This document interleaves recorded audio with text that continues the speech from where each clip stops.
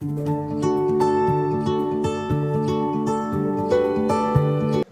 back, friends. My name is Karun Nagpal. I'm an insolvency professional. Last session में हम बात कर रहे थे इंसॉल्वेंसी एंड बैंक्रप्सी कोड के बारे में। तो हमने इनिशियली कुछ सेक्शंस कवर करे। अब हमारा सेकंड पार्ट डे 2, इसमें हम बढ़ेंगे आगे सेक्शन 11 तक। I think we have completed in our last session, so we will start with section 11 again. So one clarification I want to give to you. एक clarification है सेक्शन 11 में।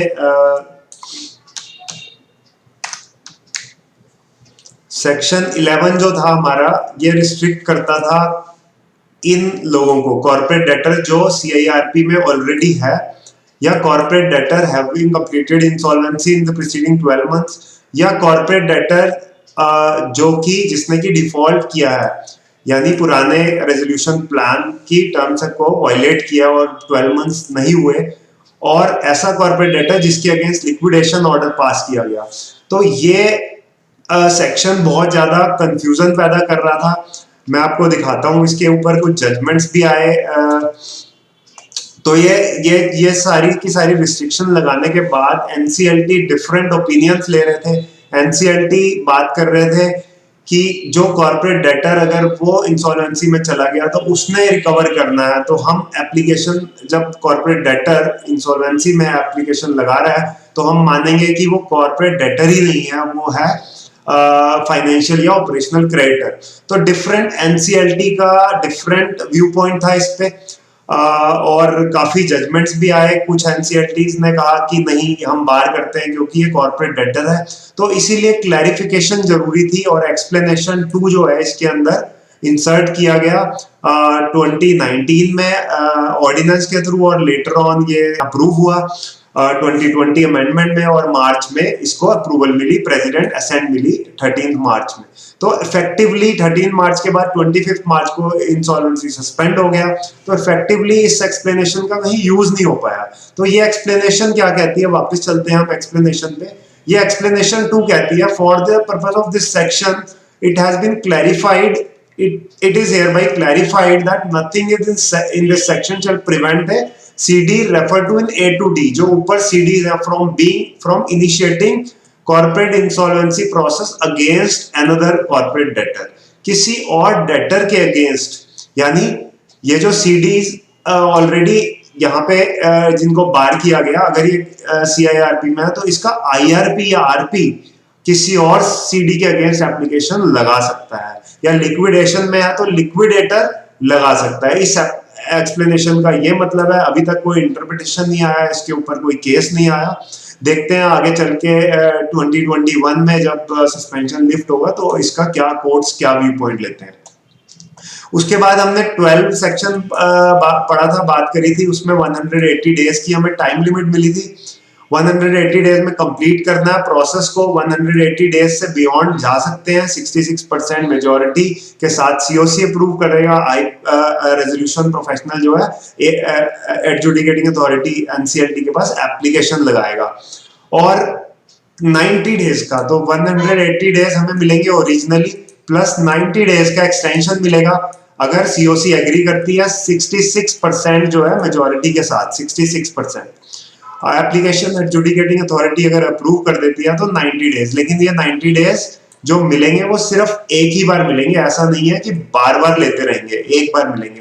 तो 270 days हमारे पास टोटल हो गए। उसके बाद प्रोवाइजो डाल दिया गया इसमें कि 330 डेज जो है टोटल मिलेंगे। इसको सभी एक्सटेंशन और डिले को इंक्लूड करने के बाद 330 डेज में प्रोसेस को कंप्लीट करना है। और अगर पहले से किसी का चल रहा है और 330 डेज से ज्यादा हो चुके हैं तो उसको फिर 90 डेज का टाइम दिया गया कि 90 डेज के अंदर अंदर फर्दर कंप्लीट कर दो इस अमेंडमेंट एक्ट आने के बाद से। 12A में हमने बात करी थी विड्रॉल। 7, 9 और 10 का एप्लीकेशन का विड्रॉल कर सकते हैं। 90% हमारे को चाहिए COC का वोट शेयर। अब आगे बढ़ते हैं, declaration of moratorium and public announcement. So एक बार एप्लीकेशन चाहे 7, 9 और 10 में किसी भी सेक्शन में एडमिट हो गई एप्लीकेशन, तो इसके बाद मोरेटोरियम डिक्लेयर हो जाएगा। मोरेटोरियम कौन डिक्लेयर करेगा और पब्लिक अनाउंसमेंट कौन करेगा, बात करते हैं। Adjudicating authority after admission of application. Adjudicating authority जो है एप्लीकेशन एडमिट होने के बाद, चाहे वो सेक्शन 7 में हो, 9 में हो, 10 में हो, क्या करेगी, एक ऑर्डर पास करेगी। By order declare moratorium. Moratorium का क्या मतलब है, अगले सेक्शन में बात करेंगे इसके बारे में। 14 में बताया मोरेटोरियम होने से क्या होगा। मोरेटोरियम मतलब स्टैंड स्टिल हो जाएगी सिचुएशन। फिर कॉज अ पब्लिक अनाउंसमेंट, तो पब्लिक अनाउंसमेंट का ऑर्डर पास करेगी। पब्लिक अनाउंसमेंट कौन करेगा, यहाँ पे आईआरपी जो अपॉइंट होगा वो पब्लिक अनाउंसमेंट करेगा। तो एडजुडिकेटिंग अथॉरिटी जो है ऑर्डर करेगी पब्लिक अनाउंसमेंट का, ताकि पब्लिक अनाउंसमेंट से क्लेम्स जो हैं, जो भी क्रेडिटर हैं वो अपने क्लेम्स सबमिट करें। हम पढ़ चुके हैं क्लेम्स क्या होता है, तो चाहे फाइनेंशियल है या ऑपरेशनल क्रेडिटर है वो अपने क्लेम सबमिट करेंगे। और इसके साथ साथ ही अपॉइंटमेंट ऑफ आईआरपी, आईआरपी का अपॉइंटमेंट हो जाएगा। अपॉइंटमेंट कौन करेगा, एडजुडिकेटिंग अथॉरिटी। एनसीएलटी यहाँ पे अपॉइंटमेंट करेगा, पब्लिक अनाउंसमेंट के लिए ऑर्डर करेगा और मोरेटोरियम डिक्लेयर करेगा। Public announcement shall be made immediately. Shall be made immediately, immediately का मतलब रेगुलेशन में डिफाइंड है कितने टाइम में आईआरपी को ये पब्लिक अनाउंसमेंट करना है। फिर बात करते हैं सेक्शन 14 जो कि मोरेटोरियम के बारे में बात करता है। तो subject to section subsection 2 and 3 of insolvency commencement date, the adjudicating authority shall by order declare moratorium. Subject to section 2 and 3 अभी बात करेंगे उसके बारे में। Declare moratorium for prohibiting all of the following, यहाँ पे prohibition लग जाएगा किसके लिए, institution of suit और continuation of any proceedings। so कोई भी केस लॉ पेंडिंग चल रहा होगा, रिकवरी का, किसी भी ऑर्डर का जजमेंट, कोई भी ऑर्डर आया होगा, कोई जजमेंट आई होगी, उसका एक्शन, किसी भी तरीके की रिकवरी प्रोसीडिंग्स रुक जाएंगी। ट्रांसफरिंग, एनकम्बरिंग, एलिनिएटिंग, डिस्पोजिंग ऑफ एसेट्स, कोई ट्रांजैक्शन हो रही होगी वो एज इट इज रुक जाएगी। और एक्शन अगर कोई ले रहा होगा फोरक्लोजर या रिकवरी का या सारफेसी में सिक्योरिटी इंटरेस्ट रियलाइज करने का कोई एक्शन जो है बैंक लेते हैं वो ले रहे होंगे, तो वो एज इट इज रुक जाएगा, स्टैंड स्टिल हो जाएगा। और कोई रिकवरी करनी है, recovery of any property by owner और lessor where such property is occupied by corporate debtor. So अगर कॉर्पोरेट डेटर ने कोई लीज पे प्रॉपर्टी ले रखी है और उसने कोई लोन या इंस्टॉलमेंट उसकी रीपे नहीं करी, तो उस केस में भी वो रुक जाएगा, वो रिकवर करने का राइट उसका हॉल्ट पे डाल दिया जाएगा। तो यहाँ पे चाहे ओनर और लेसर है वो एज इट इज रुक जाएंगे, बिना किराया लिए वो उसको कॉर्पोरेट डेटर को देना पड़ेगा जब तक कि ये प्रोसेस खत्म नहीं होती। इसके अंदर एक्सप्लेनेशन ऐड करी है। Explanation for the purpose of this subsection it is clarified that notwithstanding anything contain, और कोई अगर लाइसेंस, परमिट, रजिस्ट्रेशन, कोटा किसी भी तरीके का गवर्नमेंट से मिला होगा और अगर उसका ड्यू डेट निकल गई होगी, वो सस्पेंड नहीं किया जाएगा। shall not be suspended or terminated during the moratorium period on grounds of insolvency। so ये जो insolvency application लग गई है, insolvency चल रहा है, तो वो सस्पेंशन नहीं होगा, subject to the condition that there is no default in payment of current dues arising for the use or continuation of license or similar grant।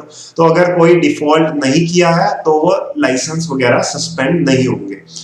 अब आते हैं सेकंड पॉइंट पे जो कहता है essential goods and services.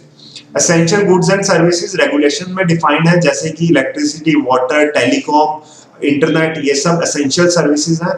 Shell as may be specified, जैसे मैंने कहा रेगुलेशन में स्पेसिफाइड है, शैल नॉट बी टर्मिनेटेड। तो इवन दो इसका पेमेंट नहीं किया आपने इलेक्ट्रिसिटी का, तो वो आपकी टर्मिनेट नहीं होगी, डिस्कनेक्शन नहीं होगा, कंटिन्यू रहेगी। फिर बात करते हैं 2A की, ऊपर हमने लिखा पढ़ा था यहाँ पे सबसेक्शन 2 and 3। तो 2 में ये कहा एसेंशियल सर्विसेज, तो एसेंशियल सर्विसेज पे हॉल्ट नहीं लगेगा। फिर इसके बाद आता है 2A where the IRP consider supply of goods और सर्विसेज क्रिटिकल, जहां पे उसको लगता है कुछ ऐसी सर्विसेज, जैसे कि एसेंशियल सर्विसेज डिफरेंट इंडस्ट्री में डिफरेंट हो सकती हैं, बेसिकली इलेक्ट्रिसिटी, वाटर सप्लाई और सैनिटेशन, इलेक्ट्रॉनिक्स, दीज इंटरनेट वगैरह, ये एसेंशियल्स हैं, तो ये डिफाइंड है। लेकिन अगर आईआरपी को लगता है कुछ और एसेंशियल सर्विस है जिसके बिना बिजनेस नहीं चल सकता, so that also should not be, shell not be terminated. तो ये इसको पावर दी गई आईआरपी को। आईआरपी डिफाइन करेगा कौन सी सर्विसेज हैं जो कि उसको एसेंशियल लगती हैं। फिर हम बात करते हैं clause 3 subsection 3। So the provision of subsection 1 shall not, ऊपर ही लिखा था 1 में सब्जेक्ट टू 2 एंड 3, तो 3 में भी लिखा है provision of subsection shall not apply to the transaction agreements or other arrangement as may be notified by central government in consultation with financial sector regulator। पहले ये यहीं तक था, इसमें other authority भी जोड़ दिया गया। तो और कोई ऐसी ट्रांजैक्शन जो सेंट्रल गवर्नमेंट बताएगी किसी भी रेगुलेटर और कोई अथॉरिटी के साथ डिस्कशन करके, वो ट्रांजैक्शन भी मोरेटोरियम में नहीं आएगी। और अगर किसी ने श्योरिटी दी हुई है contract of guarantee to a corporate debtor, तो कोई श्योरिटी है तो उसके ऊपर भी एप्लीकेबल नहीं होगी। तो अगर पर्सनल गारंटर है तो उसके ऊपर भी मोरेटोरियम नहीं लगेगा, उसके लिए अलग से गाइडलाइन बन चुकी है।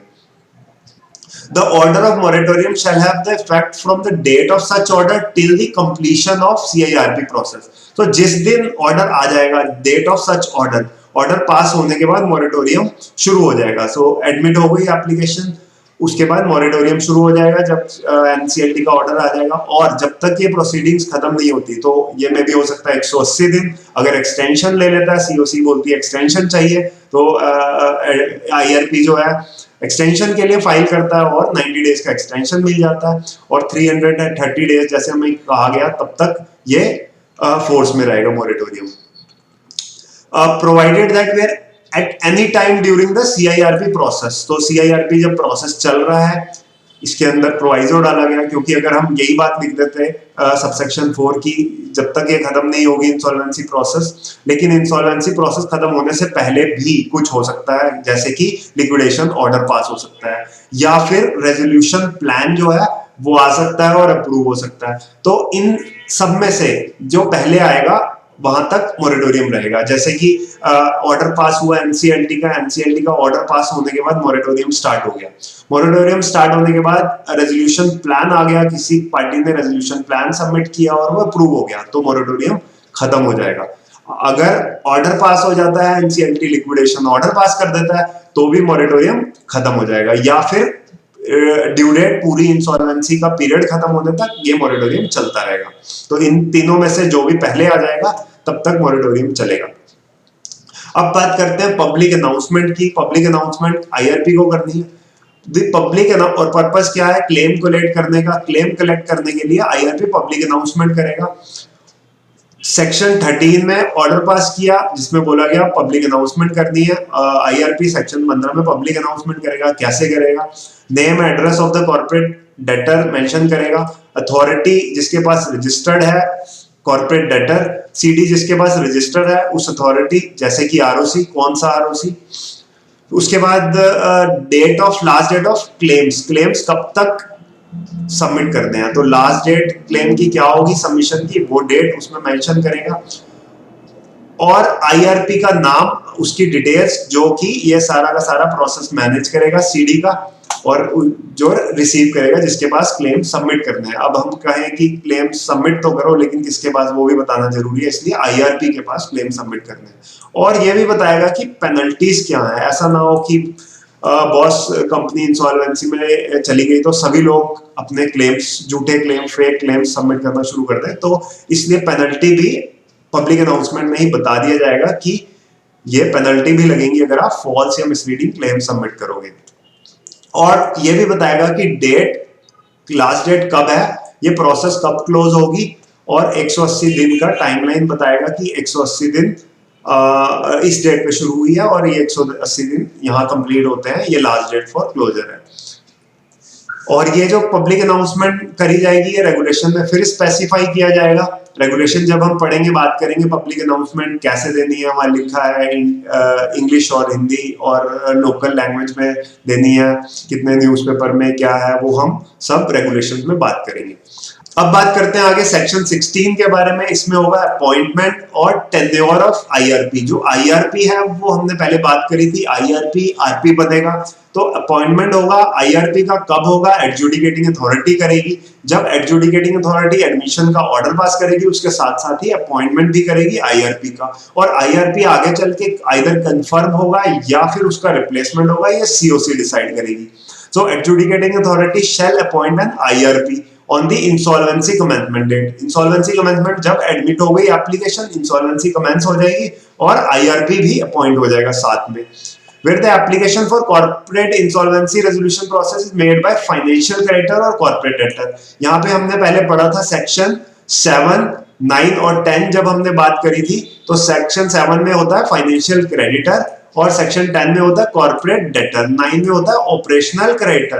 तो सेक्शन 7 में और 10 में जो फाइनेंशियल क्रेडिटर और कॉर्पोरेट डेटर प्रपोज कर रहे थे आईआरपी का नाम, तो वो जो इन्होंने प्रपोज किया होगा रेजोल्यूशन प्रोफेशनल, वो ही प्रपोज रेजोल्यूशन प्रोफेशनल जो कि प्रपोज ऑलरेडी करा हुआ है, वो रेजोल्यूशन प्रोफेशनल 7 और 10 में वो अपॉइंट हो जाएगा IRP as an IRP, provided उसके अगेंस्ट कोई डिसिप्लिनरी प्रोसीडिंग्स पेंडिंग नहीं होनी चाहिए, तो वो अपॉइंटमेंट हो जाएगा।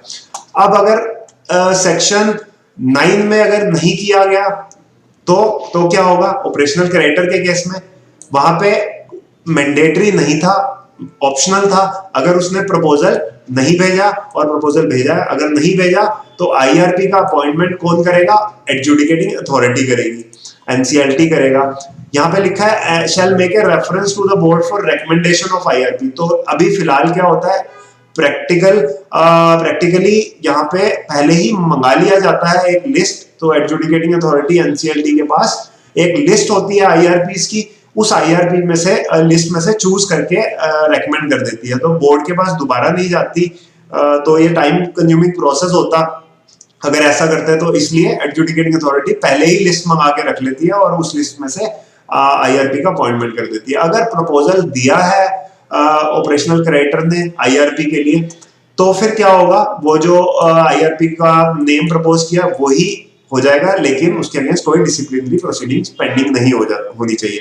यहाँ पे सबसेक्शन 4 में लिखा है with in 10 days of receipt of reference from NCLT board will recommend the insolvency professional. लेकिन ये जैसे मैंने बताया पहले ही लिस्ट मंगा ली जाती है उन आईपीएस की, एनसीएलटी के पास होती है, एनसीएलटी डायरेक्टली उसमें से चूज करके अपॉइंटमेंट कर देती है। और जो आईआरपी का टर्म होगा, आईआरपी का टर्म जो होगा shall continue till the date of appointment of resolution professional under section 22। Section 22 में कमेटी ऑफ क्रेडिटर बन जाएगी। कमेटी ऑफ क्रेडिटर जो है वो डिसाइड करेगी कि ये जो करंट एग्जिस्टिंग आईआरपी है ये आरपी बनेगा या किसी और आईपी को आरपी बनाना है। हम बात करेंगे अभी सेक्शन 22 के बारे में। उसके बाद आते हैं हम सेक्शन 17। सेक्शन 17 कहता है management of affairs of CD. CD का अफेयर्स मैनेज कौन करेगा, आईआरपी। जिस दिन उसका अपॉइंटमेंट हो जाएगा, management of the affairs of corporate debtor shall vest with the IRP. IRP ही मैनेज करेगा सीडी को। Power of board of director and the partners in case of LLP जो है वो सस्पेंड हो जाएंगी। तो बोर्ड जो है वो सस्पेंड हो जाएगा, उनकी छुट्टी हो जाएगी। अब बोर्ड काम नहीं करेगा, आईआरपी काम करेगा और सारी की सारी पावर जो होंगी बोर्ड की वो आईआरपी ही एक्सरसाइज करेगा। The officers and manager of corporate debtor shall report to IRP. IRP को रिपोर्ट करेंगे कौन, सारे के सारे ऑफिसर्स और मैनेजर्स। जो कॉर्पोरेट डेटर का सारा स्टाफ होगा, सारे एम्प्लॉइज होंगे, वो रिपोर्ट करेंगे आईआरपी को। And provide access to such documents and records of the corporate debtor as may be required। जो उसको जरूरत होगी वो सारी इंफॉर्मेशन और रिकॉर्ड्स ऑफिसर्स और मैनेजर जो कॉर्पोरेट डेटर के होंगे वो आईआरपी को देंगे। अगर आईआरपी को नहीं देंगे तो क्या करेगा, तो आईआरपी के पास पावर दी गई सेक्शन 19(2) में कि वो एनसीएलटी के पास कंप्लेन फाइल कर सकता है नॉन कोऑपरेशन की। आगे हम देखते हैं अभी उसके बारे में भी।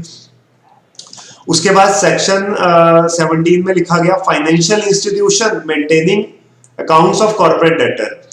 जो फाइनेंशियल इंस्टीट्यूशंस होंगी वो भी shall act as per the instructions of IRP.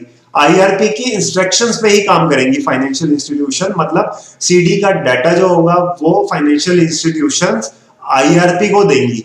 IRP कोई भी डाटा इंफॉर्मेशन फाइनेंशियल इंस्टीट्यूशन या बैंक या एनबीएफसी से ले सकता है, मांग सकता है, क्योंकि ये इंचार्ज बन गया। The IRP vested with the management of the corporate debtor shall, अब IRP क्या करेगा, act and execute in the name and on behalf of corporate debtor. अब ये corporate debtor के behalf पे सारी की सारी agreement, सारी deeds, document sign करेगा, actions जो भी होंगे जरूरी है as a going concern चलाना corporate debtor को वो लेगा. He should have authority to access all the electronic records of corporate debtor. Information utility जैसे हमने बात करी थी पहले, इंफॉर्मेशन यूटिलिटी रिपोजिटरी होता है, तो जो भी इंफॉर्मेशन यूटिलिटी के पास है वो भी एक्सेस आईआरपी को मिल जाएगा, वो चेक कर सकता है. उसके बाद उसको बुक्स ऑफ अकाउंट्स, रिकॉर्ड्स और अदर रेलेवेंट डॉक्यूमेंट्स देखने की सारी अथॉरिटी होगी. वो गवर्नमेंट अथॉरिटीज या ऑडिटर के पास भी अप्रोच कर सकता है और वो इंफॉर्मेशन मांग सकता है. और इसके बाद क्लॉज ही ऐड हुआ जिसमें लिखा he would be responsible for complying with the requirement under any law. और उसकी जिम्मेदारी साथ साथ राइट्स देने के साथ साथ उसकी जिम्मेदारी भी लगा दी गई कि वो जो होगा वो लायबल होगा सारी की सारी रिक्वायरमेंट्स को कंप्लाई करने में, चाहे वो किसी भी एक्ट में हो, अंडर एनी लॉ, किसी भी एक्ट में, वेदर जीएसटी हो, इनकम टैक्स हो या कोई और लोकल या रीजनल कंप्लायंसेस हो, सभी की सभी कंप्लायंसेस के लिए आईआरपी ही जिम्मेदार होगा. सेक्शन 18 में हम बात करते हैं ड्यूटी ऑफ आईआरपी. अब आईआरपी की ड्यूटीज क्या होंगी, वो क्या ड्यूटी परफॉर्म करेगा, वो कलेक्ट करेगा information relating to assets, finance and operation of the corporate debtor. Corporate debtor की सारे के सारे एसेट्स और ऑपरेशन, फाइनेंशियल इंफॉर्मेशन उसके पास आ गई तो वो सब स्टडी करेगा, कोलेट करेगा. पिछले 2 साल की इंफॉर्मेशन जो है बिजनेस ऑपरेशंस के वो चेक करेगा और प्रीवियस फाइनेंशियल और ऑपरेशनल पेमेंट्स भी देखेगा, बिजनेस ऑपरेशंस भी देखेगा, एसेट्स और लायबिलिटीज की डिटेल देखे. एज ऑन डेट जिस दिन वो आईआरपी बना वो बैलेंस शीट बनाना शुरू करेगा. और सच अदर मैटर एज में भी स्पेसिफाइड, क्या स्पेसिफाई किए गए हैं हम रेगुलेशन में देखेंगे. उसके बाद उसका मेन ऑब्जेक्टिव होगा receive and collate all the claims, क्योंकि उसने एडवर्टाइजमेंट दिया, अब उसके पास क्लेम्स आने शुरू हो जाएंगे. तो जो भी उसके पास क्लेम्स आए तो वो जो क्रेडिटर उसके पास क्लेम सबमिट करेंगे, अनाउंसमेंट के बाद वो सारे के सारे क्लेम्स कोलेट करेगा और एक कमेटी बनाएगा जिसका नाम है committee of creditors. Committee of creditors, committee of creditors कौन होगा अभी हम बात करेंगे उसके बारे में. फिर क्या करेगा, monitor the assets of corporate debtor and manage the operation. So ensure करेगा कॉर्पोरेट डेटर के एसेट्स जो हैं वो चोरी ना हो और जो ऑपरेशंस हैं वो मैनेज करेगा. ऑपरेशंस जो भी एक्टिविटी हो रही है वो as a going concern manage करेगा जब तक कि रेजोल्यूशन प्रोफेशनल अपॉइंट नहीं होता. तो रेजोल्यूशन प्रोफेशनल आइदर वो कंफर्म हो जाएगा या कोई और अपॉइंट होगा, तब तक वो मैनेज करेगा operations of the CD. File and information collected with information utility. जो भी इंफॉर्मेशन यूटिलिटी से उसको इंफॉर्मेशन मिली है वो इंफॉर्मेशन फाइल करेगा एनसीएलटी के पास. Take control and custody of any asset over which corporate debtor has ownership right. अगर उसके पास कोई assets नहीं है उसके possession में और corporate debtor owner है तो वो अपनी custody में लेगा. बैलेंस शीट में कोई assets हैं corporate debtor के और वो उसकी custody में नहीं है तो वो उसको अपनी custody में लेगा. लेकिन कौन कौन से assets over which corporate debtor has ownership rights. Ownership rights हैं एसेट्स व्हिच मे और may not be in the position of corporate, जो हमारे पास नहीं है. टेंजिबल, मूवेबल, इमूवेबल, सभी इंटेंजिबल एसेट्स, इंटेलेक्चुअल प्रॉपर्टी सभी अपने पोजीशन में लेगा. सिक्योरिटीज और जिसकी ओनरशिप अभी डिटरमाइन नहीं हुई है यानी कोर्ट केस चल रहा है वो भी अपने पोजीशन में लेगा जब तक कि कोर्ट केस चल रहा है. और perform such other duty as में भी स्पेसिफाइड बोर्ड. इसके अलावा अगर कोई और ड्यूटी स्पेसिफाई करेगा बोर्ड तो वो भी उसको करनी पड़ेगी. Asset shall not include. अब इसमें जो हमें ऊपर बोला गया एसेट क्या नहीं होंगे, कौन से एसेट इसमें नहीं आएंगे. Assets owned by third party जो कि कॉर्पोरेट डेटर के पोजीशन में है लेकिन वो ओन्ड बाय थर्ड पार्टी है या कोई और ओन करता है तो वो उसको रिलीज कर देगा, जैसे कि बेलमेंट के केस में. एसेट्स ऑफ इंडियन और फॉरेन सब्सिडरी. अगर कोई सब्सिडरी कंपनी है इंडियन या फॉरेन सीडी की तो उसके एसेट्स भी अपनी पोजीशन में नहीं लेगा. और सेंट्रल गवर्नमेंट नोटिफाई करेगी, बताएगी कि कौन से एसेट्स उसको अपनी कस्टडी में नहीं लेने. सेक्शन 19 पे आ जाते हैं. सेक्शन 19 में कहता है जो भी स्टाफ होगा सीडी का, वो सब कोऑपरेट करेंगे किसको, आईआरपी को। हमने ऊपर बात करी थी सारा का सारा स्टाफ जो है आईआरपी को कोऑपरेट करेगा, तो चाहे वो डायरेक्टर प्रमोटर सभी कोऑपरेट करेंगे। shall extend all assistance and cooperation to the IRP, IRP को पूरी तरीके से कोऑपरेट करेंगे, उसको मैनेज करने में, managing the affairs of the CD, CD को मैनेज करने में पूरी तरीके से हेल्प करेंगे।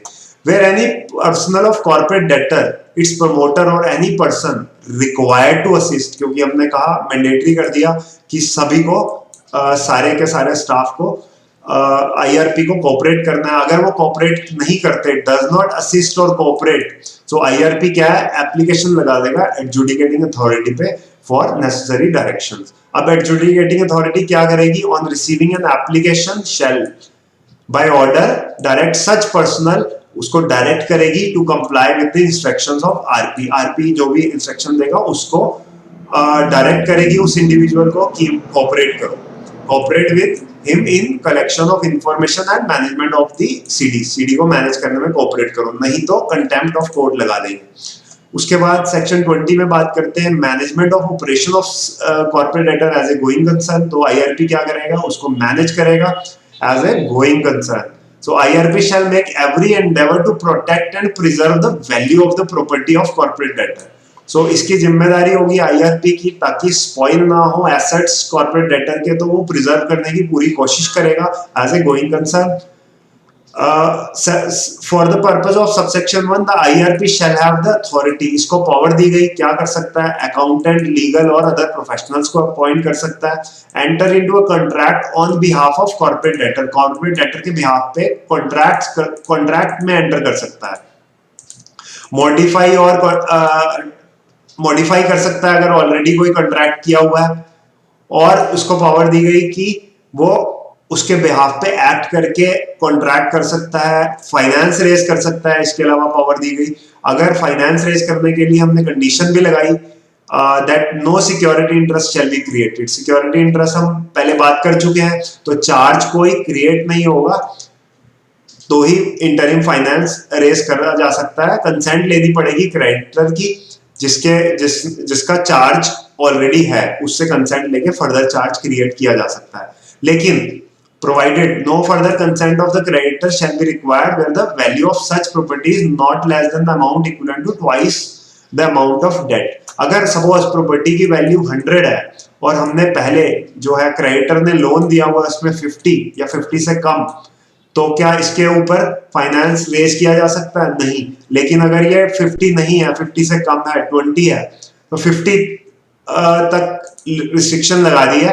अगर ये 20 का लोन पहले है, चार्ज क्रिएट किया हुआ है, और यहाँ पे हमारी जो है फाइनेंस रेज किया हुआ है पहले 20, तो हम फर्दर कर सकते हैं, क्योंकि यहाँ कहा गया not less than the amount equivalent to twice the amount of the debt. तो डेट का ट्वाइस, यानी 20 का ट्वाइस 40 होता है, 50 का ट्वाइस 100 होता है, तभी कर सकता है। इस केस में कंसेंट की जरूरत नहीं पड़ेगी। To issue instruction to the person of corporate debtor as may be necessary for keeping corporate debtor as a going concern, so वो इंस्ट्रक्शन देगा जो स्टाफ को जिसके जो जरूरी है, ताकि कॉर्पोरेट डेटर को गोइंग कंसर्न की तरह चलाया जा सके, और जो उसको लगता है नेसेसरी एक्शंस हैं वो भी एक्शंस आईआरपी लेगा। इसके बाद हम बात करते हैं सेक्शन 21, जिसमें कमेटी ऑफ क्रेडिटर का फॉर्मेशन होता है। तो आईआरपी क्या करेगा, सारे के सारे कोलेट करेगा जो भी उसको पब्लिक अनाउंसमेंट के बाद एडवर्टाइजमेंट किया था, जो उसके बाद क्लेम्स मिलेंगे उसको कोलेट करेगा। Collation of all claims received against the CD and determination of financial position of the CD, CD की फाइनेंशियल पोजीशन डिटरमाइन करेगा, और एक कमेटी ऑफ क्रेडिटर बनाएगा। कमेटी ऑफ क्रेडिटर कौन होंगे? Shall comprise all financial creditor of the corporate debtor, सारे के सारे फाइनेंशियल क्रेडिटर। यहाँ पे ये इंपॉर्टेंट है, फाइनेंशियल क्रेडिटर, सिर्फ फाइनेंशियल क्रेडिटर ही बनेंगे कमेटी ऑफ क्रेडिटर के members. Provided that a financial creditor और an authorised representative of financial creditor refer to in subsection 6 और 6 से और 5 of 24 if it is a related party of the corporate debtor shall not have। so जो related party होंगे, अभी हम ये बात करेंगे सेक्शन 6 से ट्रस्टीज और डिबेंचर होल्डर्स के बारे में बात की गई है इसमें। तो यहाँ पे अगर हमारे फाइनेंशियल क्रेडिटर जो होंगे वो हमारे अगर रिलेटेड पार्टी होंगे, रिलेटेड पार्टी, तो वो shall not have the right of representation, participation और voting. So किसी भी तरीके का रिप्रेजेंटेशन, ना तो रिप्रेजेंटेशन का चांस दे रहे हैं, ना पार्टिसिपेशन का, ना वोटिंग का कमेटी ऑफ क्रेडिटर की मीटिंग्स में. Provided further that first proviso shall not apply to a financial creditor. अगर फाइनेंशियल क्रेडिटर ऐसा है जो कि फाइनेंशियल सेक्टर रेगुलेटर यानी कि बैंक है और वो रिलेटेड पार्टी बन गया था ऑन अकाउंट ऑफ कन्वर्जन और substitution of debt into equity, debt जो है इक्विटी इंस्ट्रूमेंट में कन्वर्ट हुआ था पहले, तो फिर वो उसको हम रिलेटेड पार्टी नहीं मानेंगे. ठीक है. इंसॉल्वेंसी कमेंसमेंट डेट से पहले अगर कोई पार्टी ऐसी थी जिसमें कि जिसका कन्वर्ट हुआ था डेट इक्विटी शेयर में या instrument convertible into equity share ऐसा कुछ था, तो उस फाइनेंशियल सेक्टर रेगुलेटर को हम रिलेटेड पार्टी नहीं मानेंगे इवन दो वो रिलेटेड पार्टी की डेफिनेशन में कवर होता है. सब्जेक्ट टू सबसेक्शन 6 और 6 से अभी हम इसके बारे में बात करेंगे. 6 और 6 से में ट्रस्टीज और डिबेंचर्स या डिपॉजिट्स है. Where the corporate debtor owns financial debt to 2 और more financial creditor as a part of consortium agreement. तो इस तरीके का अरेंजमेंट है 2 से ज्यादा, तो फिर 2 ने मिलके कॉर्पोरेट डेटर को लोन दिया हुआ है. Each such financial creditor shall B part of committee of creditor. तो कंसोर्टियम यानी 2 बैंक एसबीआई और पीएनबी ने मिलके कॉर्पोरेट डेटर को लोन दिया था, तो वो एसबीआई और पीएनबी जो है वो सीओसी के मेंबर्स बन जाएंगे to the extent of their voting share. जो उनका वोटिंग का शेयर होगा जितना लोन दिया तो वो डिटरमाइन होगा, उसके बेसिस पे वो मेंबर्स बन जाएंगे कमेटी ऑफ क्रेडिटर के. Where any person is a financial creditor as well as operational creditor. अब अगर एक कोई फाइनेंशियल क्रेडिटर भी है ऑपरेशनल क्रेडिटर भी है, तो क्या उसको फाइनेंशियल मानेंगे या ऑपरेशनल मानेंगे? तो such person shall be a financial creditor and shall be a operational creditor. Financial creditor और ऑपरेशनल क्रेडिटर दोनों होगा to the extent of financial debt. जितना उसका फाइनेंशियल डेट होगा उसके लिए वो फाइनेंशियल क्रेडिटर, और जितना उसका ऑपरेशनल डेट होगा उसके लिए वो operational creditor. And shall be included in the committee of creditor with voting share proportional to the extent of financial debt. उसका जो फाइनेंशियल डेट होगा उतने ही एक्सटेंट तक उसको सीओसी का मेंबर बनाएंगे और वोटिंग शेयर देंगे. और जिस शेयर के लिए वो ऑपरेशनल क्रेडिटर होगा उसके लिए वो ऑपरेशनल क्रेडिटर ही बना रहेगा. Where the operational creditor has assigned or legally transferred any operational debt to financial creditor.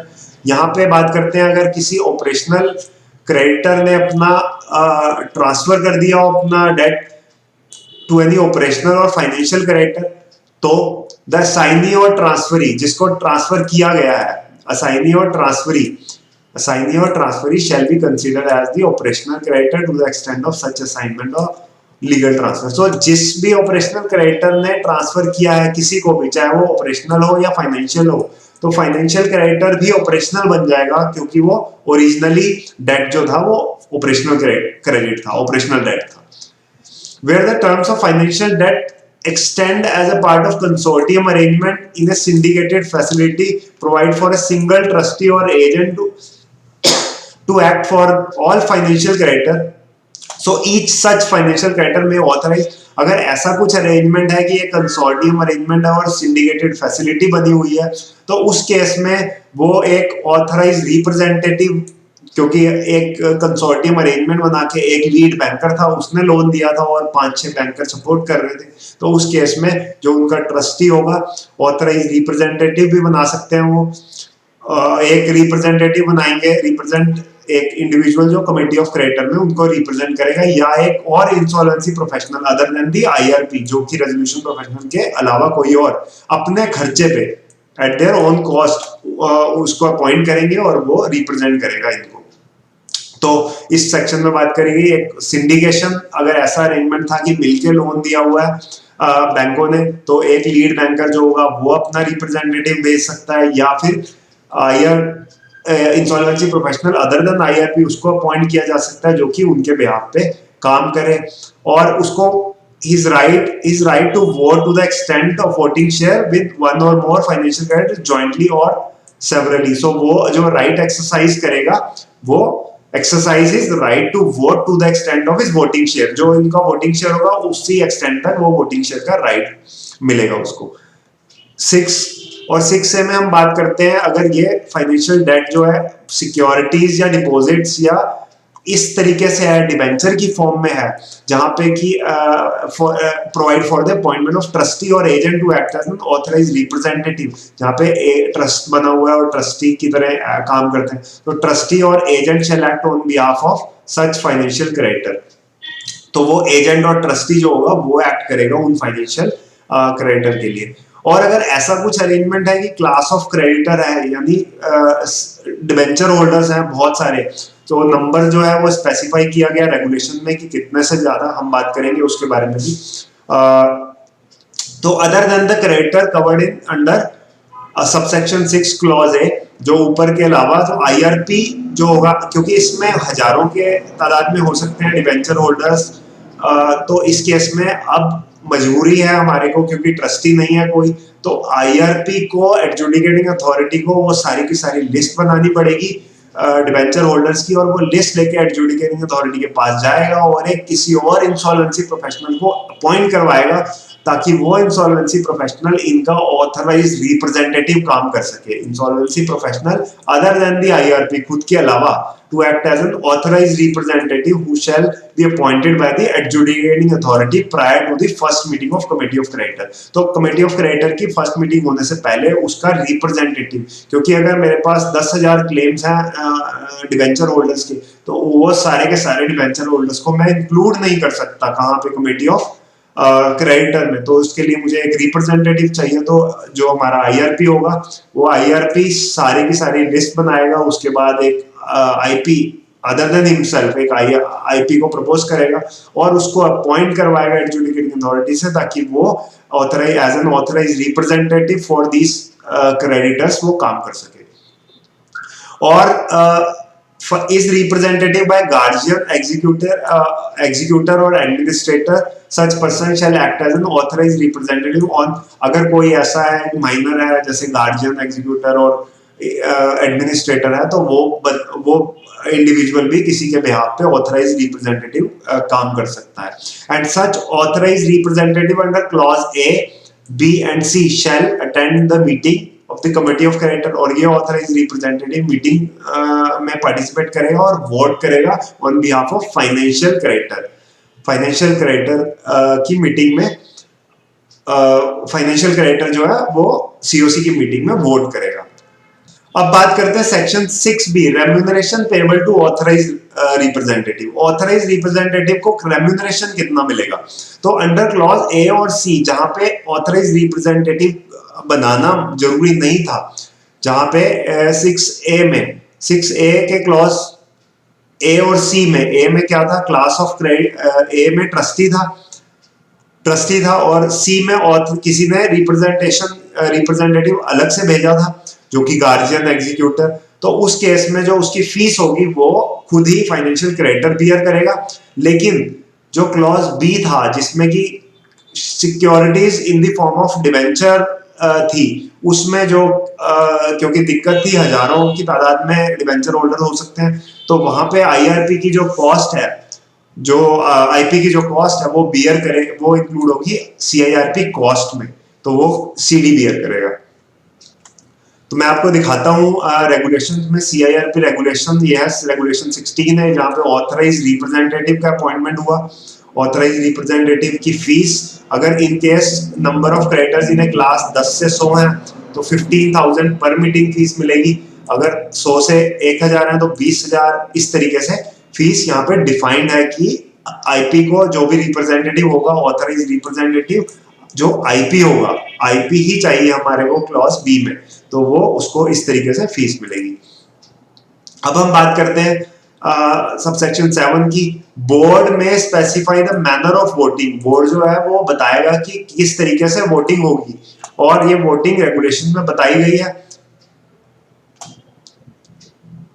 And the determining of voting share in respect of financial creditor covered under, इन जो ऊपर financial creditor 6 और 6A में है, इनका voting share कैसे define होगा ये बोर्ड बताएगा। Save as otherwise provided in this code, all the decision of committee of creditor shall be taken by vote not less than 51%। तो यहाँ पे हमने कहा 51%, वोटिंग शेयर कितना होना चाहिए, 51%। लेकिन कुछ जगह पे हमने कहा, जैसे सेक्शन 12 में विड्रॉल फाइल करना है तो वहां पे हमें 90% चाहिए। रिमूवल 22 में रिप्लेसमेंट करना है आईआरपी का तो हमारे को वहां पे 66% चाहिए। तो इस तरीके से यहाँ पे लिखा सेव एज अदरवाइज, अगर और कुछ कहा गया कहीं और तो वो वैसा ही रहेगा। इन जनरल 51% हमारे को वोटिंग चाहिए सीओसी की मीटिंग में डिसीजन लेने के लिए। Provided that where the corporate director does not have any financial creditor, अगर फाइनेंशियल क्रेडिटर ही नहीं है, हाँ अब एक सवाल आता है हमारे दिमाग में, अगर फाइनेंशियल क्रेडिटर ही नहीं है तो कमेटी ऑफ क्रेडिटर कैसे बनेगी? कमेटी ऑफ क्रेडिटर तो बन ही नहीं सकती क्योंकि हमने कमेटी ऑफ क्रेडिटर में सिर्फ और सिर्फ सारे के सारे फाइनेंशियल क्रेडिटर रखे हैं, और फाइनेंशियल क्रेडिटर ना होने के वजह से हमें कमेटी ऑफ क्रेडिटर यहाँ लिखा है shall comprise of such person shall be constituted and shall be comprised of such person as may be specified, हम बताएंगे। और ये रेगुलेशंस में अगेन बताया कि कमेटी ऑफ क्रेडिटर, मैं आपको दोबारा से रेगुलेशन दिखा देता हूँ। रेगुलेशन 16 है जिसमें committee of creditor with operational creditor, अब यहाँ पे बताया गया अगर कमेटी फाइनेंशियल क्रेडिटर है ही नहीं तो सारे के सारे operational creditor committee of creditor बनाएंगे। अब ऑपरेशनल क्रेडिटर तो बहुत सारे हो सकते हैं, सभी को नहीं बनाए, इसलिए बोला गया 18th largest operational creditor by value, जिनका अमाउंट आउटस्टैंडिंग 18th लार्जेस्ट होंगे। हम डिसेंडिंग ऑर्डर में उनको सॉर्ट कर लेंगे तो टॉप 18 जो होंगे बाय वैल्यू वो बनेंगे। और one representative from workman, one representative from workman और वन रिप्रेजेंटेटिव फ्रॉम एम्प्लॉइज, तो ये बनेंगे 20 लोग हमारे सीओसी के members.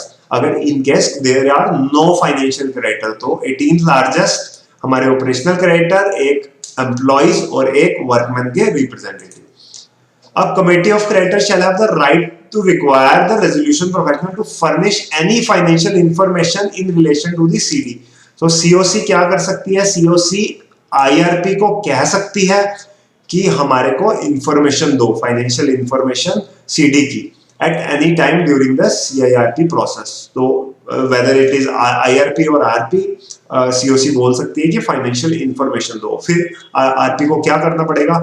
Resolution professional shall make available any financial information so required by COC, जो COC ने मांगा है वो 7 दिन के अंदर अंदर देना पड़ेगा। और अगर वो नहीं दे सकता या कोई प्रॉब्लम है तो वो बताना पड़ेगा कि क्यों नहीं। तो 7 दिन के अंदर अंदर यहाँ पे आरपी की भी जिम्मेदारी लगा दी गई कि उसको रिप्लाई करना है। अगर कुछ ऐसी कॉन्फिडेंशियल इंफॉर्मेशन है जो नहीं शेयर की जा सकती सीओसी के साथ तो वो बताएगा क्यों नहीं शेयर की जा सकती। इसके बाद आता है section 22 appointment of RP. So the first meeting of committee of creditor shall be held with in 7 days। पहली मीटिंग जो होगी जब सीओसी बनेगी, सीओसी बनाएगी कैसे? सीओसी आईआरपी जो होगा वो सारे के सारे क्लेम कोलेक्ट करेगा और वो सीओसी का फॉर्मेशन करेगा और सबको इनवाइट करेगा और पहली मीटिंग बुलाएगा। मीटिंग 7 दिन के अंदर अंदर बनानी है। Constitution of committee of creditor, from the constitution of committee of creditor, committee बनाने के 7 दिन के अंदर अंदर उसको मीटिंग बुलानी है। द कमेटी ऑफ क्रेडिटर में इन इट्स फर्स्ट मीटिंग, जो पहली मीटिंग होगी, by majority of vote not less then 66%। यहाँ पे कहा गया 66%, 66% से डिसीजन लेंगे कमेटी ऑफ क्रेडिटर जो कि सारे फाइनेंशियल क्रेडिटर्स हैं। क्या डिसीजन लेंगे? Either resolve to appoint the IRP as an RP, या तो उसी आईआरपी को आईआरपी कंफर्म करेंगे, और to replace the IRP by another IRP, या फिर रिप्लेस कर देंगे उसको किसी और आईआरपी से। और अगर कमेटी ऑफ क्रेडिटर ऐसा करती है तो क्या होगा? To continue the IRP as an RP, अगर आईआरपी को ही आरपी करना है तो उससे कंसेंट लेनी पड़ेगी कि वो अग्री करता है, और वो कंसेंट जो है communicates decision to continue IRP as an RP to the adjudicating authority और corporate debtor और NCLT को बता देगी। कौन बता देगी? COC एक डिसीजन लेगी फर्स्ट मीटिंग में कि इस IRP को RP कंफर्म करना है, तो कंफर्म करने के बाद NCLT और corporate debtor को दोनों को बता देगी। अगर उसको रिप्लेस करना है, यहाँ पे हमने कंटिन्यू करा पुराने आईआरपी, अगर उसको वो सेटिस्फाइड नहीं है आईआरपी को रिप्लेस करना है, एक एप्लीकेशन लगाएगी एडजुडिकेटिंग अथॉरिटी के पास for appointment of proposed resolution professional, किसी और को अपॉइंट करने की रेजोल्यूशन, और उसका कंसेंट भी लगाना पड़ेगा। एडजुडिकेटिंग अथॉरिटी जो है फॉरवर्ड करेगी name of the resolution professional to the board IBBI को, और उसकी कंफर्मेशन का वेट करेगी, और कंफर्मेशन के वेट करने तक क्या होगा, where the board does not confirm the name of the propose, अगर बोर्ड कंफर्म कर देता तो वो अपॉइंट हो जाएगा। अगर बोर्ड कंफर्म नहीं करता और टाइम लग रहा है, उसमें बोर्ड को 10 दिन का टाइम दिया गया लेकिन इससे भी ज्यादा टाइम लग रहा है, मे बी हो सकता है बोर्ड रिप्लाई ना करे, तो जो पुराना वाला IRP था वो कंटिन्यू करेगा एज एन RP अंटिल कब तक, जब तक कि such time as the board confirms the appointment of proposed RP, जब तक कि बोर्ड कंफर्म नहीं करता। तो बोर्ड अगर 15 दिन लगा देता है, 1 महीना लगा देता है, तब तक पुराना IRP ही कंटिन्यू करेगा। ऐसा नहीं कि वो चला जाएगा और बीच में कोई भी नहीं रहेगा, तो उसको कंटिन्यू करना पड़ेगा। अब बात करते हैं सेक्शन 23 में। सेक्शन 23 में रेजोल्यूशन प्रोफेशनल, क्योंकि हमने ऊपर क्या करा, हमने बात करी थी अपॉइंटमेंट ऑफ रेजोल्यूशन प्रोफेशनल। 22 में आइदर अपॉइंटमेंट होगा IRP का, RP बन जाएगा, या किसी कोई और IP RP बन जाएगा। इसके बाद 23 में जो भी RP बनेगा वो क्या करेगा, पूरी की पूरी प्रोसेस रन करेगा। Subject to section 27, the resolution professional shall conduct the entire CIRP process. Subject to 27 में क्या है, रिप्लेसमेंट, इस RP को दोबारा भी रिप्लेस किया जा सकता है। Resolution professional shall conduct the entire CIRP process, तो ये पूरी की पूरी प्रोसेस करेगा और ऑपरेशंस मैनेज करेगा CD के। Provided that the resolution professional will continue to manage the operation of the corporate debtor after expiry of the CIRP process period. अगर प्रोसेस पीरियड खत्म हो जाता है उसके बाद भी ये कंटिन्यू करेगा जब तक कि रेजोल्यूशन प्लान जो है वो अप्रूव नहीं हो जाता, या फिर लिक्विडेशन का ऑर्डर पास नहीं हो जाता और लिक्विडेटर अपॉइंट नहीं हो जाता। तो लिक्विडेटर का अपॉइंटमेंट नहीं हो जाता तब तक यही रेजोल्यूशन प्रोफेशनल जो है कंटिन्यू करता रहेगा। Resolution professional shall exercise powers and perform duty as vested on the IRP। जो IRP की सारी पावर्स और ड्यूटी हमने बात करी थी ऊपर, वो सारी की सारी RP की जिम्मेदारी हो जाएगी। इन case of any appointment of resolution professional under subsection 4 of section 22, subsection 4 of section 22 यानी कि रिप्लेसमेंट, यहाँ पे 22 के 4 में हमने रिप्लेसमेंट किया था। The IRP shall provide all the information documents relating pertaining to the corporate debtor in his possession and knowledge to the RP।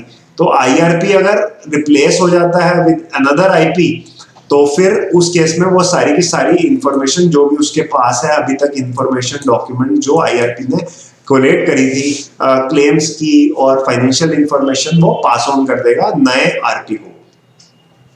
Section 24 में बात की गई meeting of committee of creditor. The members of committee of creditor may meet in person or by such other electronic means as may be specified। तो meeting मिलके भी कर सकते हैं या इलेक्ट्रॉनिक मीन्स से भी कर सकते हैं, वो बताया गया है रेगुलेशन में कि कैसे करेंगे। All the meeting of committee of creditor shall be conducted by the resolution professional। तो जो ये resolution professional होगा यही सारी की सारी मीटिंग कराएगा। ऐसा नहीं कमेटी बना दी, अब कमेटी अपने आप मीटिंग कर रही है, RP को नहीं पता, RP ही मीटिंग कराएगा और RP ही चेयरपर्सन होगा। Resolution professional shall give notice of each meeting of the committee of creditor to, किसको देगा, members of committee of creditors, सारे के सारे कमेटी ऑफ क्रेडिटर्स के मेंबर्स को देगा, including authorised representative. Authorised representative जो हमने सबसेक्शन 6 और 6 से 21 में अपॉइंट करे थे उनको। बोर्ड ऑफ डायरेक्टर्स को भी मीटिंग देगा, बोर्ड ऑफ डायरेक्टर को भी नोटिस देगा मीटिंग का। Operational creditor or their representative, the amount of their aggregate due is not less than 10%। यहाँ कहा गया अगर 10% से ज्यादा है ऑपरेशनल क्रेडिटर का तो उनको भी बुलाएगा ऑपरेशनल क्रेडिटर को। तो बोर्ड ऑफ डायरेक्टर्स, उसके अगर LLP है तो उसके पार्टनर्स और सारे के सारे मेंबर्स कमेटी ऑफ क्रेडिटर और ऑथराइज्ड रिप्रेजेंटेटिव हैं अगर, तो उनको भी बुलाएगा। लेकिन director, partners and one representative of operational creditor as referred above, इन दोनों क्लॉज में, जो कि डायरेक्टर्स, पार्टनर्स और ऑथराइज्ड रिप्रेजेंटेटिव जो है ऑपरेशनल क्रेडिटर के, इनको वोटिंग के लिए हम नहीं दे रहे राइट। तो shall not have any right to vote in such meeting, इनके पास कोई वोटिंग का राइट नहीं होगा। इनको बुला तो रहे हम मीटिंग देखने के लिए, लेकिन ये वोट नहीं कर सकते। Provided that in the absence of any such director, partner और representative, it shall not invalidate the proceedings of the meeting. जो अगर ये पार्टनर, डायरेक्टर या रिप्रेजेंटेटिव ऑपरेशनल क्रेडिटर के अगर नहीं आते तो इसका मतलब ये नहीं कि मीटिंग इनवैलिडेट हो जाएगी, उसकी प्रोसीडिंग वो चलती रहेगी। हमें आ रही जिम्मेदारी है सिर्फ उनको बुलाना, अगर वो नहीं आते कोई बात नहीं, कोई फर्क नहीं पड़ता। Subject to subsection 6(6)(6)(b) of 21, any creditor who is a member of committee of creditor may appoint an insolvency professional other than the resolution professional to represent such creditor in the meeting of तो अगर इन sections को जहां पे authorise representative की already बात की गई, तो कोई और भी फाइनेंशियल क्रेडिटर है तो वो अपने लिए ऑथराइज रिप्रेजेंटेटिव अपॉइंट कर सकते हैं, और ताकि जैसे कि बैंक अगर फाइनेंशियल क्रेडिटर है तो बैंक अपने लिए भी ऑथराइज रिप्रेजेंटेटिव अपॉइंट कर सकता है इंसॉल्वेंसी प्रोफेशनल को, जो कि उसके बिहाफ पे एक्ट करे और वहां जाके कमेटी ऑफ क्रेडिटर की मीटिंग में अटेंडेंस दे उसके बिहाफ पे। लेकिन वो नहीं हो सकता जो रेजोल्यूशन प्रोफेशनल ऑलरेडी सीडी का है। तो जो आरपी है, इसके अलावा कोई और इंसॉल्वेंसी प्रोफेशनल ऑथराइज रिप्रेजेंटेटिव का काम कर सकता है, provided that the fees payable. अब आती है बात फीस, क्योंकि ये फीस अपनी मर्जी से फाइनेंशियल क्रेडिटर अपॉइंट कर रहा है, तो फीस जो है वो सीआईआरपी का पार्ट नहीं बनेगी। ये कौन बॉन्ड करेगा? वही करेगा जो अपॉइंटमेंट कर रहा है। Each creditor shall vote in accordance with the voting share assigned to him based on the financial debt owed to such creditor. तो अब जब हम सीओसी की मीटिंग बनाएंगे तो किसका कितना शेयर है उसी प्रोपोर्शन में उनको वोटिंग शेयर देंगे, और उसी प्रोपोर्शन में वो उनको वोट डालने का राइट होगा। RP shall determine the voting share to be assigned to each creditor in manner as specified. So RP determine करेगा, बोर्ड ने रेगुलेशन बना के बताया है कैसे करना है, तो उन रेगुलेशन के हिसाब से आरपी डिटरमाइन करेगा वोटिंग शेयर और वोटिंग कैसे होगी। The meeting of committee of creditors shall be conducted in such manner, और मीटिंग कैसे होगी वो भी बताया जाएगा रेगुलेशन में। हम रेगुलेशन पढ़ेंगे तो उसके बारे में भी बात करेंगे। अब आते हैं हम section 25, duty of resolution professional. अब ड्यूटी क्या होगी रेजोल्यूशन प्रोफेशनल की? It shall be the duty of RP to preserve and protect the assets, preserve and protect the assets of the corporate. ऐसा ना हो कि आरपी अपने काम में लगा हुआ है और मीटिंग कर रहा है और सीओसी की मीटिंग और वोटिंग करवा रहा है और कोलेट कर रहा है। Preserve and protect the assets of the corporate debtor, ये भी आरपी की जिम्मेदारी है, और उसके बिजनेस ऑपरेशन को चलाना भी आरपी की जिम्मेदारी है। For the purpose of subsection 1 the RP shall undertake following. वो क्या कर सकता है, उसको पावर दी गई। Immediate custody and control of the assets, वो लेगा सारे के सारे एसेट्स की custody. Represent and act on behalf of corporate debtor, जो भी थर्ड पार्टी के साथ कॉन्ट्रैक्ट होंगे, कोई भी सूट होगा, प्रोसीडिंग होगी, उसमें रिप्रेजेंट करेगा कॉर्पोरेट डेटर को। इंटरिम फाइनेंस रेज कर सकता है, अगर उसको पैसे की जरूरत है तो वो फाइनेंस रेज कर सकता है, लेकिन अप्रूवल चाहिए कमेटी ऑफ क्रेडिटर का। कमेटी ऑफ क्रेडिटर के अप्रूवल के बाद वो फाइनेंस रेज कर सकता है। अपॉइंट कर सकता है अकाउंटेंट, लीगल और अदर प्रोफेशनल जैसे उसको जरूरत है। Maintain list of updated list of, क्योंकि क्लेम की लिस्ट पहले ही बना दी थी आईआरपी ने, अब वो उसको अपडेट करेगा। कोई भूल गया है फाइनेंशियल या ऑपरेशनल क्रेडिटर, और अगर वो अब लेट आता है तो वो उसको क्लेम्स को अपडेट करेगा। Convene and attend all meeting of the committee of creditor. Committee of creditor की मीटिंग जो है वो सारी की सारी मीटिंग वही अरेंज करेगा और सारी अटेंड करेगा। इसका मतलब आरपी अगर मीटिंग में नहीं है तो मीटिंग नहीं हो सकती, आरपी को मीटिंग में होना जरूरी है। उसके बाद बनाएगा इंफॉर्मेशन मेमोरेंडम। हमने बात करी थी शुरू में जब डेफिनेशंस पढ़ी थी। इंफॉर्मेशन मेमोरेंडम सारी की सारी डिटेल होगी, ताकि हम रेजोल्यूशन एप्लीकेंट को शेयर करेंगे उसके साथ, ताकि वो रेजोल्यूशन प्लान सबमिट कर सके। उसके बाद करेगा इनवाइट प्रोस्पेक्टिव रेजोल्यूशन एप्लीकेंट। अब ये कैसे करेगा? इंफॉर्मेशन मेमोरेंडम बनाएगा और एक एडवर्टाइजमेंट देगा दोबारा से। उस एडवर्टाइजमेंट में लिखा होगा कि ये हम कॉर्पोरेट डेटर में आपको दिखा देता हूं एडवर्टाइजमेंट। ये है हमारा फॉर्म जी। इसमें हम इनवाइट करेंगे invitation for expression of interest, और हम ये सारी डिटेल देंगे। ये सीआईआरपी रेगुलेशन में दिया गया फॉर्मेट इसका। सो कौन सा कॉर्पोरेट डेटर है, क्या क्या चीजें हैं, उसकी सारी डिटेल, और आईआरपीस को आरपीस को साइन करेगा। तो ये हम इनवाइट इस एडवर्टाइजमेंट के थ्रू हम इनवाइट करेंगे जो भी विलिंग रेजोल्यूशन एप्लीकेंट्स हैं जो कि क्राइटेरिया मीट करते हैं, जो हम डिफाइन करेंगे कमेटी ऑफ क्रेडिटर की मीटिंग में, तो उनका हम कंसीडर करेंगे रेजोल्यूशन प्लान। तो रेजोल्यूशन प्लान लेने के लिए उनको हमें कुछ और एडिशनल इंफॉर्मेशन, क्योंकि ये तो फॉर्म जी में तो सिर्फ एक एडवर्टाइजमेंट होगा, जब वो अपनी विलिंगनेस शो करेंगे तब हम उनको इंफॉर्मेशन मेमोरेंडम दिखाएंगे ताकि वो अपने रेजोल्यूशन प्लान बना के हमें दे सकें। For invite prospective resolution applicant who fulfills such criteria as laid down by him with the approval of committee of creditor, having regard to the complexity and scale of operations of the business of the corporate debtor and such other conditions as may be specified by the board to submit the resolution plan or plans। तो resolution, जैसे मैंने बताया कि resolution plan submit करने के लिए वो form जी में इन्विटेशन भेजेगा, उसके बाद रेजोल्यूशन एप्लीकेंट्स अपनी इंटेंशन शो करेंगे, उसके बाद इंफॉर्मेशन मेमोरेंडम जो है वो यूज करेंगे रेजोल्यूशन एप्लीकेंट्स, ताकि वो रेजोल्यूशन प्लान बना के सबमिट कर सकें। Present all resolution plan at the meeting of committee of creditor. अब आरपी की जिम्मेदारी है कि वो सारे के सारे जो उसको रेजोल्यूशन प्लान मिले वो कमिटी ऑफ क्रेडिटर को प्रेजेंट करेगा। File application for avoidance transaction. अभी अवॉइडेंस ट्रांजैक्शन क्या होता है?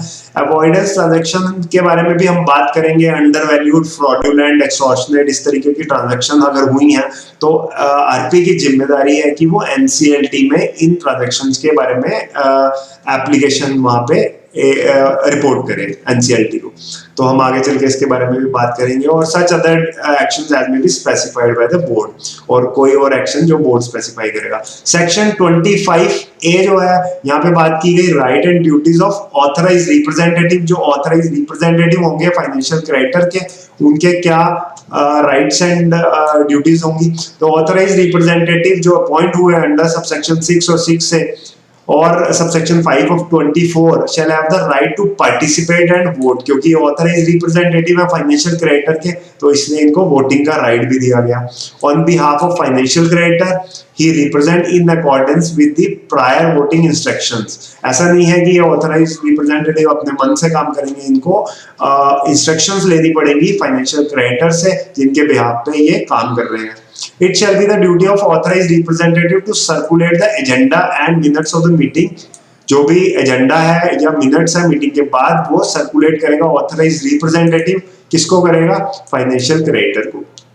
The authorized representative shall not act against the interest of financial creditor। जो फाइनेंशियल क्रेडिटर चाहता है वैसा ही काम करेगा, अपना दिमाग नहीं लगाएगा। फाइनेंशियल क्रेडिटर से डायरेक्शन लेगा और उसी के बेसिस पर डिसीजन लेगा, वही कन्वे करेगा बेसिकली सीओसी को। Provided that if the authorised representative represent several financial creditor. अगर ऐसा भी हो सकता है कि एक ऑथराइज्ड रिप्रेजेंटेटिव और मल्टीपल फाइनेंशियल क्रेडिटर को रिप्रेजेंट कर रहा है, then he shall cast his vote in respect of each financial creditor in accordance with the instruction received from each financial creditor.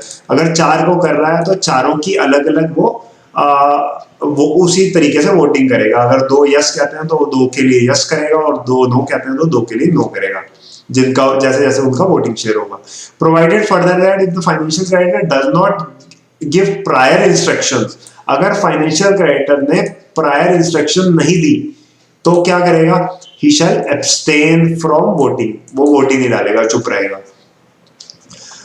3A में लिखा गया not with standing anything contrary contained in 3, जो अभी हमने बात करी कि एब्सटेन रहेगा या उनके रिस्पेक्टिव। द ऑथराइज्ड रिप्रेजेंटेटिव 6 से of 21 shall cast his vote on behalf of financial creditor he represent in accordance with the decision taken by the vote share of more than 50%। यहाँ पे क्योंकि क्लास ऑफ क्रेडिटर है, तो class of creditor के case में ऐसा नहीं है कि अलग अलग का वो डालता रहेगा वोट, तो वो देखेगा 50% से ज्यादा जहां जा रहा है वो डिसीजन लेगा।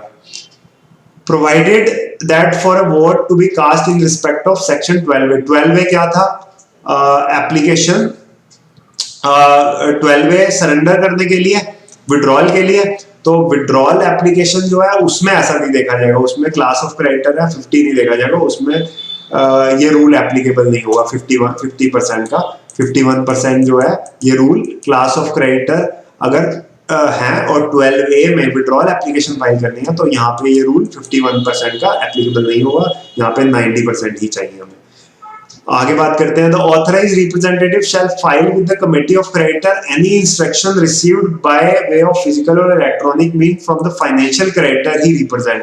तो सीओसी को पास ऑन करेगा and ensure that the appropriate voting instruction of the financial creditor he represent is correctly recorded by the IRP। और वो ensure करेगा जो वो कन्वे करना चाहते हैं मैसेज वही वही उसी तरीके से सीओसी की मीटिंग में डिसीजन हो। For the purpose of this section, electronic means shall be as such as may be specified। Electronic means क्या है ये आगे स्पेसिफाई किया जाएगा रेगुलेशन में। उसके बाद बात करते हैं सेक्शन 26। सेक्शन 26 जो है वो है application for avoidance of transaction not to affect the proceedings. So avoidance transaction जैसे हमने बात करी कि आरपी को अवॉइडेंस ट्रांजैक्शन एप्लीकेशन एनसीएलटी में फाइल करनी है, अंडर वैल्यू प्रेफरेंशियल फ्रॉडुलेंट इस तरीके की ट्रांजैक्शन, तो वो जो ट्रांजैक्शन फाइल होंगी उससे प्रोसीडिंग्स इनवैलिडेट नहीं होंगी, उससे कोई इफेक्ट नहीं आएगा प्रोसीडिंग्स पे, सीओसी चलता रहेगा। The filing of avoidance application under this section 25 subsection 2 clause J by RP shall not affect the proceedings। proceedings को affect नहीं करेगा, CIRP की proceedings चलती रहेंगी। ऐसा नहीं कि avoidance application फाइल कर दी तो proceedings ही रुक जाएंगी। उसके बाद आते हैं सेक्शन 27। अगर यहाँ पे आरपी जो है उससे भी सेटिस्फाइड नहीं है, पहले आरपी आईआरपी को चेंज किया था आरपी में, अब कमेटी ऑफ क्रेडिटर इस आरपी से भी सेटिस्फाइड नहीं है, तो फिर ये रिप्लेसमेंट करवा सकते हैं इस आरपी का दोबारा से। Where at any time during the CIRP process the committee of creditor is of the opinion that RP जो है पॉइंटेड अंडर सेक्शन 22 ऊपर जो अपॉइंट किया था या उसको कंफर्म कर लिया था पुराने आईआरपी को आरपी में या नया आरपी लाए थे, तो अगर उससे भी सेटिस्फाइड नहीं है तो उसको रिप्लेस कर देंगे। इट में replace him with another RP in a manner. किस मैनर में क्या करेंगे? अब कमेटी ऑफ क्रेडिटर में एट द मीटिंग में वोट शेयर अगेन, यहाँ पे फिर से 66% वोटिंग चाहिए हमारे को, 66% वोटिंग चाहिए, चाहे वो 22 हो या 27 हो। Resolve to replace the RP, जो आरपी अपॉइंट हुआ था 22 में उसको हम रिप्लेस करना चाहते हैं with another RP subject to a written consent. जो आरपी बिलिंग है उससे रिटन कंसेंट लेनी पड़ेगी, जो प्रपोज आरपी है उसके रिटन कंसेंट लेनी पड़ेगी, उसका भी फॉर्म है, हम उसके बारे में भी बात करेंगे। The committee of creditors shall forward the name of the IRP। जो कमेटी ऑफ क्रेडिटर है वो आईआरपी का नेम जिसको वो प्रपोज करना चाहते हैं एडजुडिकेटिंग अथॉरिटी के पास भेज देंगे। एडजुडिकेटिंग अथॉरिटी क्या करेगी? एनसीएलटी यहाँ पे क्या करेगी? उस नेम को फॉरवर्ड करेगी जो प्रपोज रेजोल्यूशन प्रोफेशनल है बोर्ड को, और बोर्ड अगेन बोर्ड के पास जाएगा। अगर डिसिप्लिनरी प्रोसीडिंग पेंडिंग नहीं है तो वो उसका अपॉइंटमेंट हो जाएगा। Where any disciplinary proceedings are pending against the proposed resolution, तो उसमें क्या होगा? रेजोल्यूशन प्रोफेशनल अंडर सेक्शन 22, जो 22 वाला पुराना आरपी था वही continue shell continue till the appointment of another RP. तो अगर एक ऐसा आरपी प्रपोज किया गया जिसके अगेंस्ट डिसिप्लिनरी प्रोसीडिंग्स पेंडिंग है, तो फिर क्या होगा? सेक्शन 22 में जो अपॉइंट हुआ था पुराना आरपी वही कंटिन्यू रहेगा जब तक कि दोबारा से आरपी नहीं आता। तो फिर दोबारा से सीओसी मीटिंग करेगा, 66% से एक और आरपी को प्रपोज करेंगे, उसका कंसेंट लेंगे और एडजुडिकेटिंग अथॉरिटी के पास फाइल करेंगे और उसको रिप्लेस करवाएंगे। सेक्शन 28 के बारे में बात करें। सेक्शन 28 कहता है approval of committee of creditor for certain actions. अब ऐसा नहीं है कि आरपी जो है सारे के सारे ट्रांजैक्शन सब कुछ खुद ही करता रहा तो कुछ रिस्ट्रिक्शन लगाई गई। कुछ केसेस में अप्रूवल लेना पड़ेगा सीओसी से आरपी को। देखते हैं वो क्या चीजें हैं। Not with standing anything contained in any other law for the timing in force the resolution professional. किसी और लॉ में कुछ भी कहा गया हो, रेजोल्यूशन प्रोफेशनल सीआईआरपी प्रोसेस में shall not take any of the following action without the prior approval of committee of creditor. अगर प्रायर अप्रूवल के बिना कर दिया तो वो वॉइड हो जाएगा एक्शन। तो क्या नहीं कर सकता? Raise any interim finance raise नहीं कर सकता in excess of the amount decided by the committee of creditor। तो कमेटी ऑफ क्रेडिटर ने सपोज 5 लाख का 50 लाख का तो अमाउंट डिसाइड किया, अगर उससे ज्यादा इसको फाइनेंस चाहिए, अमाउंट चाहिए, तो वो रेज नहीं कर सकता। क्रिएट एनी सिक्योरिटी इंटरेस्ट नहीं कर सकता create over the asset of corporate debtor. कोई नया सिक्योरिटी इंटरेस्ट नहीं क्रिएट कर सकता RP without approval from the COC. Change the capital structure of the CD. CD का कैपिटल स्ट्रक्चर नहीं, ऐसा नहीं कि नए शेयर इशू कर दे, कोई डिवेंचर्स इशू कर दे, तो कैपिटल स्ट्रक्चर चेंज नहीं कर सकता by way of issuance of additional security, creating a new class of security, buyback, ये सब चीजें नहीं कर सकता. Record any change in the ownership interest of a corporate debtor. कोई ओनरशिप शेयर होल्डिंग में कोई चेंज नहीं कर सकता. Give instructions to financial institution maintaining the records of corporate debtor for a debit transaction. ऐसा नहीं है कि उसको ऑर्डर कर दे कि वो ट्रांजैक्शन पैसा निकाल ले और फाइनेंशियल इंस्टीट्यूशन को डायरेक्शन दे कि इसके अकाउंट से 50 लाख ट्रांसफर करके सीडी के अकाउंट से किसी और अकाउंट में डाल दो. ना, ऐसा नहीं कर सकता. In excess of the amount as may be decided by the committee of creditor. जो कि कमेटी ऑफ क्रेडिटर ने उसको परमिट किया, पहली मीटिंग में डिसाइड किया, उससे ज्यादा कोई अमाउंट विड्रॉ नहीं कर सकता. Undertake any related party transaction. कोई भी रिलेटेड पार्टी के साथ ट्रांजैक्शन नहीं कर सकता. Amend any constitutional documents. हमने डेफिनेशन में पढ़ा था कॉन्स्टिट्यूशनल डॉक्यूमेंट क्या होते हैं. MOA, AOA. ये एमओए, एओए को अमेंड नहीं कर सकता without approval of COC. Delegate its authority to any other person. जो भी इसको अथॉरिटी मिली है, किसको, आरपी को, ये किसी और को डेलीगेट नहीं कर सकता. डिस्पोज ऑफ और permit the disposal of share of any share holder of the corporate debtor. उसके शेयर्स नहीं बिकवा सकता. Make any change in the management of corporate debtor. Corporate debtor या उसकी सब्सिडरी क्या कोई मैनेजमेंट में कोई चेंज नहीं कर सकता. राइट और फाइनेंशियल डेट और operational debt under material contract otherwise and in the ordinary course of business. कोई राइट ट्रांसफर नहीं कर सकता other than in the ordinary course of business. Make change in the appointment or terms of contract of the management. Management का जो contract है उसके appointment के terms में कोई change नहीं कर सकता without the consent of COC. Make change in the appointment of terms of contract of statutory auditor. तो यहाँ पे statutory auditor और internal auditor के भी अपॉइंटमेंट में या उनकी रिप्लेसमेंट ये सब नहीं कर सकता without consent of COC. The RP shall convene a meeting of COC. Meeting करेगा सीओसी की and seek a vote of creditor prior to taking any of the action specified in subsection 1. कोई भी इनमें से ऊपर वालों में से कोई भी एक्शन लेने से पहले वो एक मीटिंग करेगा सीओसी के साथ और उनसे अप्रूवल लेगा. और सीओसी की मीटिंग में अगेन यहाँ पे भी क्या चाहिए हमारे को, 66% हमारे को सीओसी से वोट शेयर चाहिए. 66% वोटिंग चाहिए, तभी हमारे को अप्रूवल मिलेगा. Where any action under subsection 1 is taken. अगर कोई एक्शन आरपी ने ले लिया विदाउट सीकिंग दी अप्रूवल, बिना अप्रूवल लिए, तो क्या होगा, that action shall be void. वो एक्शन वॉइड हो जाएगा और कमेटी ऑफ क्रेडिटर क्या करेंगे, ये रिपोर्ट कर देंगे एक्शन कि भाई ये जो आरपी है ये अपने मन से एक्ट करता जा रहा है, हमारी बात नहीं सुन रहा. वो कहाँ रिपोर्ट कर देंगे, एनसीएलटी में नहीं, बोर्ड में, आईबीबीआई के पास. और उनको उसके अगेंस्ट डिसिप्लिनरी प्रोसीडिंग्स इनिशिएट हो जाएंगी. अब हम बात करते हैं सेक्शन 29 जो कि है हमारा प्रिपरेशन ऑफ इंफॉर्मेशन मेमोरेंडम. अब रेजोल्यूशन प्रोफेशनल क्या करेगा, ये एक इंफॉर्मेशन मेमोरेंडम बनाएगा. बताया जाएगा कैसे बनाएगा, किस फॉर्म में बनाएगा, किस मैनर में बनाएगा, ताकि हमें क्या पर्पस था इंफॉर्मेशन, ताकि हमारे को रेजोल्यूशन प्लान मिल सके. The resolution professional shall provide to the resolution applicant. Resolution applicant को क्या बताएगा, रेजोल्यूशन प्रोफेशनल बताएगा access to all relevant information. तो वो उसको सारी की सारी इंफॉर्मेशन देगा.